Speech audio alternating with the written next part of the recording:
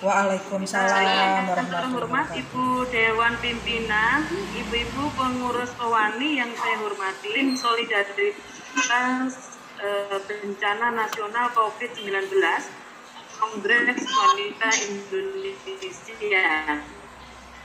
Kegiatan, nah, tugas dari Kesekjenan, program apa saja yang akan kita selenggarakan. Yang pertama, yang kedua, pembagian tugas ibu-ibu nasional sektor dari bidang sosial, kesehatan, dan kesejahteraan keluarga. Nah, kegiatan yang perlu kami sampaikan di sini bahwa kegiatan tim solidaritas bencana nasional COVID-19 ini merupakan kegiatan yang dilaksanakan oleh lintas bidang. Kegiatan ini sifatnya eksistensial yang menjadi bagian program kerja sosial yang bagian dari respon terhadap permasalahan wabah COVID-19. Jadi, yang digarisbawahi dalam kegiatan ini bahwa kegiatan COVID ini tidak menjadi penghalang atau menganulir kegiatan serupa yang telah dimandatkan oleh Kowani sebagai program kerja, seperti misalnya kegiatan santunan anak yatim pada bulan Ramadan yang diselenggarakan tiap tahun. Artinya, bidang agama Kowani dapat menyelenggarakan kegiatan rutin hasil kongres dan raker secara mandiri. Jadi, di luar kegiatan COVID, kegiatan yang merupakan hasil kongres itu tetap bisa berjalan di luar kegiatan ini. Terus kemudian, apa saja yang akan dilakukan di dalam program kerja dan kegiatan selama tim ini berlangsung? Yang pertama ada bidang atau divisi penggalangan dana sosial. Yang kedua, bidang hukum ekonomi. Yang ketiga, kajian dan konseling. Yang keempat, penyusunan e-book. Dan kelima, santunan dan pemberdayaan. Nah, yang pertama, bidang penggalangan dana sosial. Kami telah menyelenggarakan rapat koordinasi dengan jajaran ketua bahwa dalam rangka mendorong partisipasi aktif dalam kerja tim, Kowani memberikan kewenangan kepada setiap orang, maksudnya di sini adalah setiap pengurus, untuk melakukan koordinasi dan lobby kepada stakeholder yang berkenan memberikan sumbangan sosial kepada Kowani. Atas upaya tersebut, yang bersangkutan diberikan kewenangan untuk mendistribusikan 20% dari bantuan yang diberikan stakeholder tersebut. Jadi penghitungan 20% ini disesuaikan dengan jenis bantuan. Jika bantuan yang diberikan berupa uang, maka 20% sumbangan yang masuk ke Kowani diberikan ke anggota tim yang telah berhasil mengkoordinasikan dan melobi stakeholder tersebut. Nah, jika bantuannya berbentuk barang atau paket santunan, maka penghitungan 20% itu dihitung dari paket yang diberikan. Misalnya Indomaret membantu 1.000 gitu, maka 200 paket itu didistribusikan oleh yang mengupayakan bantuan tersebut. Nah, kemudian dalam rangka merealisasikan poin di atas, pihak panitia mendapatkan kewenangan 20% diwajibkan untuk memberikan laporan kepada Kowani. Laporan yang diberikan berupa daftar nama dan alamat penerima bantuan. Adapun siapa yang menerima bantuan itu tidak dibatasi dengan persyaratan tertentu. Artinya bantuan dapat diberikan kepada anggota keluarga masyarakat. Nah, karena dalam bencana COVID-19 ini, Kowani menyadari bahwa semua warga negara menjadi bagian dari terdampak oleh adanya wabah, sehingga perlu diberikan perlindungan sosial. Selanjutnya, semua sumbangan yang masuk dari stakeholder, baik berbentuk uang, itu kalau yang berbentuk uang harus ditransfer melalui satu rekening atas nama Kowani. Adapun sumbangan berbentuk barang dikirim ke kantor Kowani dengan sepengetahuan panitia atau koordinator tim. Kemudian dalam hal ini nanti kita akan menunggu sket atau surat tugas dari masing-masing kita ini masing dapat tugas masuk di bidang apa. Selanjutnya dalam merealisasikan program kerja divisi hukum ekonomi, Kowani harus menjalin kerjasama dengan kementerian lembaga.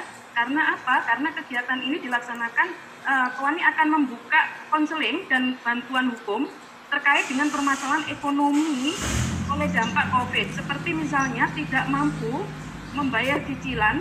Sekarang kita mulai, Ibu, jadi ada 4 divisi nanti. Satu divisi penggalangan dana sosial. Divisi penggalangan dana sosial itu bisa dilakukan melalui resmi ke perusahaan maupun misalnya melalui list bantuan. Jadi seperti Bu Dewi Asmara ini sedang diusulkan menjadi ketua bidang divisi penggalangan dana. Nah, jadi satu contoh misalnya di kantornya Bu Dewi Asmara ini nanti ditulis oleh Bu Dewi, Ibu A membantu, misalnya membantu beras 1 kintal, Ibu B membantu mie 100 box misalnya, boleh, atau membantu uang 1.500.000 gitu ya.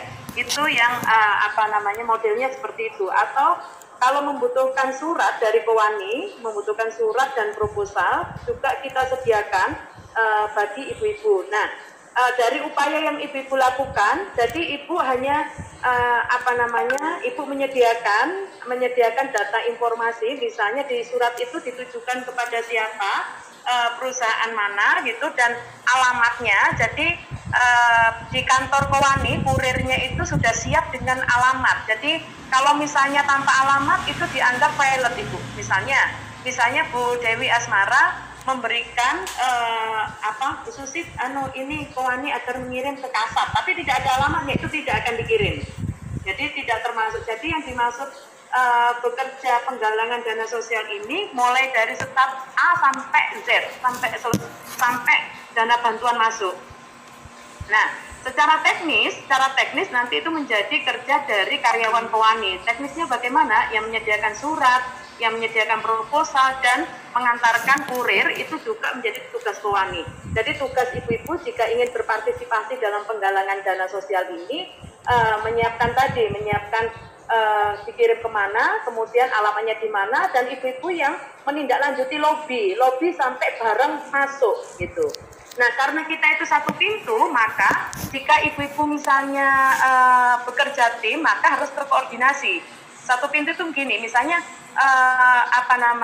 Pelindo itu membantu misalnya 10.000 paket gitu. Nanti tidak koordinasinya siapa, kalau misalnya dilakukan lobbynya oleh 5 orang harus terkoordinasi dengan baik. Kalau oleh 1 orang, jadi sehingga ini mengantisipasi klaim di kemudian hari. Misalnya, ini kan lobby saya, kita kita tidak mengharapkan hal-hal yang demikian terjadi. Nah, kemudian untuk bantuan personal, misalnya Bu Ratu Dian ini beliau ini adalah tenaga ahli di Ketua MPR RI. Misalnya beliau ada 10 orang anggota MPR membantu, ada yang bantu beras 50 gitu. Jadi ada list proposal dan list bantuannya. Nah, jadi ibu, tadi sebagaimana saya sampaikan bahwa jika bantuan itu sudah dikirim ke Kewani, kemudian nanti ibu-ibu yang mengupayakan lobby tadi memiliki kewenangan untuk mendistribusikan 20% dari jumlah bantuan, baik bantuan berbentuk uang maupun bantuan berbentuk barang. Jadi berbentuk barang misalnya kalau dapat 10.000 paket, maka ibu yang yang melakukan lobby tadi punya kewenangan untuk mendistribusikan 2.000 paket, gitu Ibu. Nah, itu jadi siapapun dari kita itu bisa berlomba-lomba untuk berpartisipasi aktif di dalam penggalangan dana sosial ini. Nah, itu kalau ada pertanyaan bisa kita buka sekarang. Mungkin ada yang mengangkat tangannya, Ibu, mengangkat tangan atau ngangkat tangan tapi pakai ini Bu, pakai di komputer, pakai di handphone. Raise hand namanya. Silakan Bu Tresna. Ya. Assalamualaikum warahmatullahi wabarakatuh. Saya dari bidang OKA, hanya ingin memperjelas saja terkait dengan penggalangan dana sosial tadi.